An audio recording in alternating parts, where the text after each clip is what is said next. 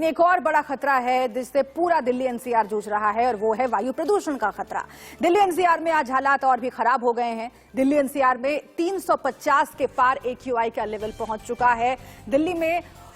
दिल्ली के पूसा में एक्यूआई 359 पहुंच चुका है। अक्षरधाम का पूरा इलाका प्रदूषण की चपेट में है। दिल्ली के पंजाबी बाग में एक्यूआई 300 के पार पहुंच गया है। जहांगीरपुरी की बात करें, वहां पर एयर क्वालिटी इंडेक्स 310 के पार पहुंच गया है। आनंद विहार इलाके में एक्यूआई का लेवल 289 पहुंच गया है।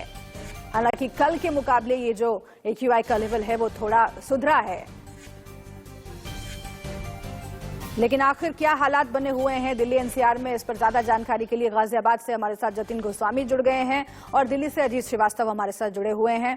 जतिन, सबसे पहले गाजियाबाद की क्या स्थिति?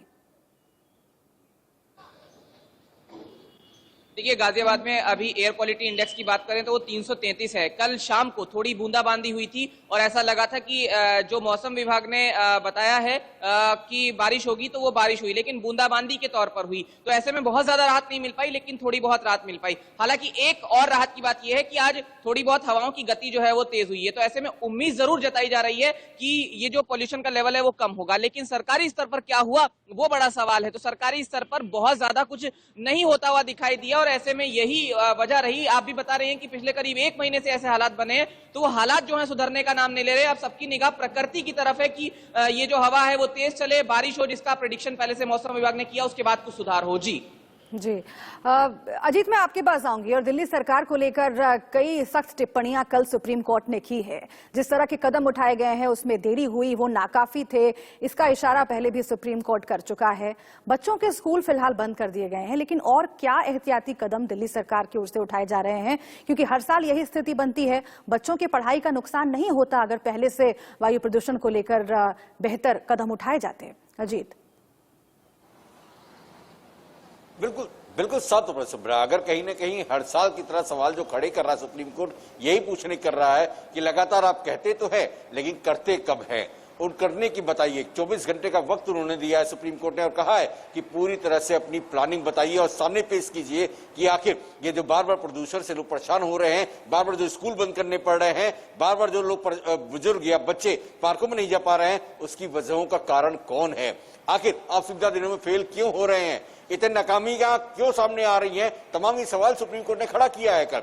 लेकिन वहीं दिल्ली सरकार का साफ तौर पर यही कहना है, जब हमारे उनके मंत्री से बात हुई कि देखिए हमारी तैयारियां पूरी हैं, कहीं ना कहीं ये परारी और जो तमाम तरह से लोग जो डीजल की पेट्रोल गाड़ियां जो इंटरस्टेट से आ रही हैं उसकी वजह से हो रही हैं। यानी ये तमाम जो अब पाला गे पलटने की बात है वो अदर स्टेट में दिया जा रहा है। लेकिन कहीं ना कहीं हम कहें तो कल दोपहर में जो बारिश शुरू हुई है, शाम में पेड़ पौधों में अगर हम दिखाएंगे, अवधि से अनुरोध करेंगे कि जो इस पेड़ पौधों पे डस्ट जमा होता था वो अब डस्ट तो साफ हो गया। जो पोल्यूशन का कारण था, जो डीजल पेट्रोल की गाड़ियां चलते नजर आ रही थी, उससे राहत तो मिल गई, या पोल्यूशन से थोड़ी बहुत हम कहें थोड़ी राहत मिली है। लेकिन सरकार को चाहिए कि अभी भी जो डीजल और पेट्रोल की गाड़ियां सड़कों पे दौड़ रही हैं, अगर उसमें लगाम लगा दे तो बेहतर होगा, पोल्यूशन लेवल कम होगा। कि स्कूल बंद कर दिए, लेकिन अभी भी सीबीएसई के जो फर्स्ट सेमेस्टर एग्जामिनेशन है, जिस खबर का आप जिक्र कर रहे हैं उसे जरा एक बार विस्तार से दर्शकों को बता देते हैं, फिर आपके पास मैं वापस लौटूंगी। दरअसल खबर यह है कि दिल्ली में अगले आदेश तक स्कूल बंद रहेंगे। जी हाँ, ये कड़ा फैसला किया गया है। सुप्रीम कोर्ट ने प्रदूषण के कहर के बाद भी स्कूल खोलने पर सवाल पूछा था। सुप्रीम कोर्ट की फटकार के बाद सरकार ने यह फैसला किया है। आज से अगले आदेश तक दिल्ली में स्कूल बंद रहेंगे। प्रदूषण के कारण अगले आदेश तक स्कूल बंद रहेंगे। पर्यावरण मंत्री गोपाल राय ने यह जानकारी दी। 29 नवंबर से दिल्ली में स्कूलों को खोला गया था। 29 नवंबर से खोला गया था स्कूलों को, लेकिन हालात चूंकि वायु प्रदूषण के मोर्चे पर खराब हो गए और इसका सीधा असर बच्चों के स्वास्थ्य पर पड़ रहा था, इसलिए स्कूल को बंद करने का फैसला दिल्ली सरकार ने लिया है।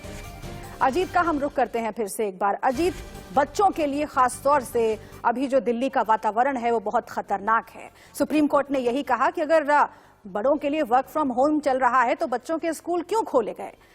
अब इस तरह की फटकार आगे ना पड़े, इस तरह के सवाल आगे ना पूछे जाए सुप्रीम कोर्ट की ओर से, क्या इंतजाम है दिल्ली सरकार के पास?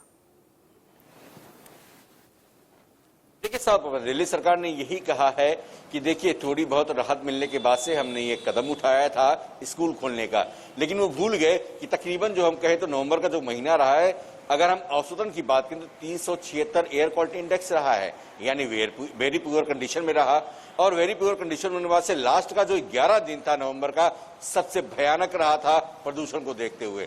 तो आखिर सरकार के पास वो आंकड़े कहां से आए? अगर एक दिन पौड़ी राहत मिलती है, उसको देखते हुए अगर आप स्कूल खोल देते हैं, तो ये सवाल लाजमी है सुप्रीम कोर्ट को पूछना। तो वही सुप्रीम कोर्ट ने पूछा और सरकार ने ये कहा कि फिलहाल अगले आदेश तक हमने स्कूल तो बंद कर दिया है, लेकिन कोशिश कर रहे हैं कि तमाम जो इंटरस्टेट की गाड़ियां हैं वहां पर भी लगाम लगाने की कोशिश कर रहे हैं, बातचीत चल रही है। अगर ऐसा हो जाता है तो डीजल और पेट्रोल की गाड़ियां, खासकर जो डीजल की गाड़ियां हैं, चाहे हम कहें तो जो कार या छोटी गाड़ियां हैं, उस पर भी लगाम लगाने की कवायद शुरू हो रही है। यानी हम कहें तो जल्दी दिल्ली सरकार इस पे भी कदम उठा सकती है। लेकिन वही बात करें कंस्ट्रक्शन को लेकर, जो सबसे बड़ा सवाल लेकिन यहाँ पर दो सवाल है अजीत। एक तो ये कि क्या स्कूल खोलने में जल्दबाजी बरती गई और स्कूल खोलने से पहले वो इंतजाम नहीं किए गए जो कि कोरोना के लिहाज से भी और बढ़ते प्रदूषण के लिहाज से भी जरूरी थे। खासतौर से बच्चों के स्वास्थ्य का ख्याल रखना, इससे बड़ी प्राथमिकता सरकारों के लिए और क्या हो सकती है?